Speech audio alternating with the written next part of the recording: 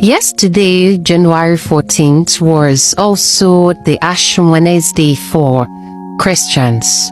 It is a day where Catholics inhabit the virtues, the values, and the character of Christ. It is also a day for them to meditate, self-reflect, fast, and to basically represent themselves as good Christians. This day is virtually marked by the inscription of the crucifix with, the ash, and I don't know what they mix it with, but it is marked by this symbol. For Igbo traditionalists, or in ancestral Igbo perception, what we do traditionally is the practice of Ima Nzu, or the practice of Nzu, using the white chalk as a system or an instrument, just like the ash that the Catholics use. But in Igbo cosmology, in Igbo culture, what we use is the white chalk Nzu. Through and through, when we look at these two activities, we don't really necessarily see the difference. Because while Christians use this Ash Wednesday, yesterday, as a day to reflect, to, inhibit the character of Christ, in Igbo cosmology, in the Igbo, we see the white chalk as a symbol of purity. So whenever we inscribe ourselves with the white chalk, whether we use it around the eye area or the forehead, or basically around the earlobes, it's symbolic to us. It is a means of saying that we are declaring to the universe, to our ancestrals, to our ancestors, to our familiar spirits, that we are pure of mind and of body. We also use this white chalk for other spiritual activities, and it also embodies this whole significance of purity. So when you now cross-reference it with the Christian practice of the Ash Wednesday, you could say that while in Igbo cosmology, Ekanzu, the practice of Ekanzu inhibits purity, it is also the same thing as, being pure, reflecting on your life and engaging in virtuous activities as it is supposed for a Christian.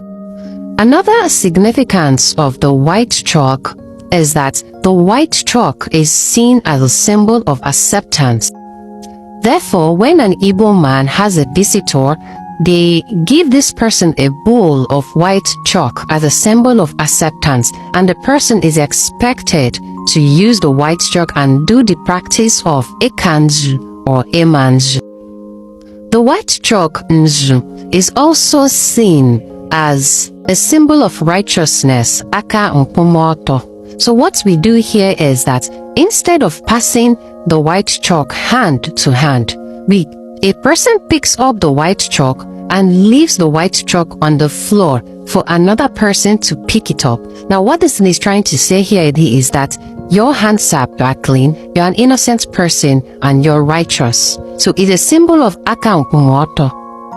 Now, these are the symbolisms or the significance of the white chalk Nzu, that was used in Igbo ancestral practice.